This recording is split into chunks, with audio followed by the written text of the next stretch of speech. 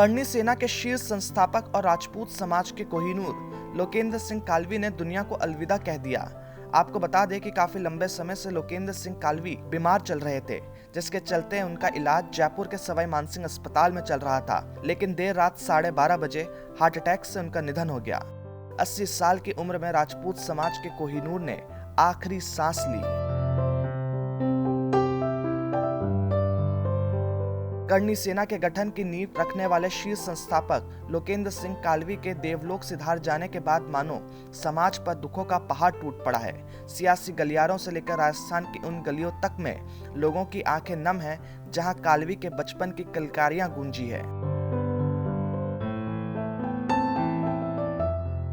आपको बता दें कि राजस्थान के नागौर जिले के कालवी ग्राम के रहने वाले लोकेंद्र सिंह कालवी के पिता कल्याण सिंह कालवी राजस्थान और केंद्र सरकार में मंत्री रह चुके हैं। सती आंदोलन में सक्रिय रहे कालवी मानते थे कि वो राजनेता बाद में है, राजपूत पहले। कमोबेश उसी अंदाज में लोकेंद्र सिंह कालवी भी सक्रिय रहे। मध्य राजस्थान के नागौर जिले में जन्मे लोकेंद्र सिंह कालवी को राजनीति विरासत में मिली है। लोकेंद्र सिंह कालवी करनी सेना के संस्थापक थे। आज से करीब 18.5 साल पहले यानी साल 2006 में उन्होंने करनी सेना के गठन की नींव रखी थी।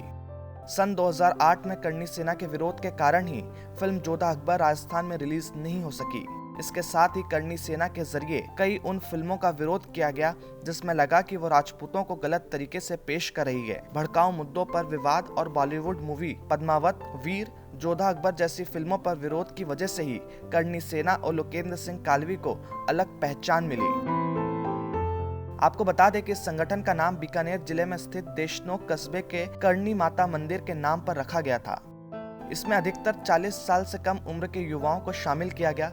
करनी सेना का गठन करने के बाद कालवी एक बार फिर से स्वयंभू नेता हो गए थे। इसके बाद से करनी सेना का संगठन देश के कई हिस्सों में फैल गया।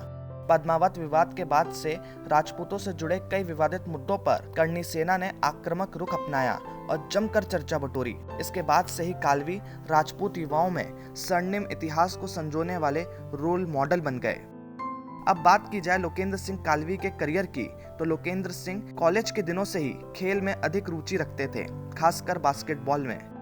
बास्केटबॉल टीम में शामिल होने के लिए वो कोई मौका नहीं छोड़ते थे। लोकेंद्र सिंह कालवी के पिता कल्याण सिंह कालवी कुछ समय के लिए राजस्थान में और केंद्र में मंत्री रह चुके हैं। कहा जाता है कि उनके पिता पूर्व प्रधानमंत्री चंद्रशेखर के करीबी थे।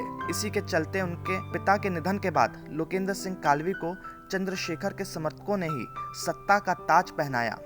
खुद को किसान कहने वाले लोकेंद्र सिंह को राजनीति में हर बार हार का सामना करना पड़ा। साल 1993 में उन्होंने निर्दलीय चुनाव लड़ने की सोची और नागौर से इलेक्शन लड़ा, लेकिन हार का सामना करना पड़ा। इसके बाद साल 1998 में बीजेपी से टिकट लेकर बाड़मेर और जैसलमेर सीट से लोकसभा का चुनाव लड़ा। इस बार भी उन्हें हार का सामना करना पड़ा। साल 1999 में जाटों को आरक्षण मिलने के बाद लोकेंद्र सिंह कालवी ने अपने समाज के लोगों के कोटे के लिए एक साथ जोड़ने का प्रयास किया और सर्व ब्राह्मण समाज के अध्यक्ष सुरेश मिश्रा और देवी सिंह भाटी के साथ मिलकर सोशल जस्टिस फ्रंट की स्थापना की। इसकी ये मांग थी कि उच्च वर्ग के गरीब परिवारों को भी रिजर्वेशन का फायदा मिल सके।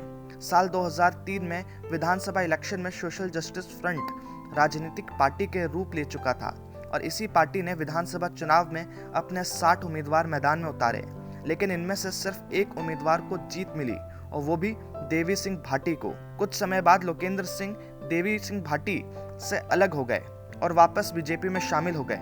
साल 2006 में इन्होंने श्री करनी सेना की स्थापना की। इसके बाद लोकेंद्र सिंह स्वयंभू नेता बन गए। साल 2008 में राजनीति में सफल होने के लिए बीजेपी छोड़ी और कांग्रेस में शामिल हो गए, लेकिन टिकट न मिलने के कारण कांग्रेस पार्टी छोड़ दी और कुछ समय बाद बहुजन समाज पार्टी में शामिल हो गए। तो ये थे लोकेंद्र सिंह कालवी।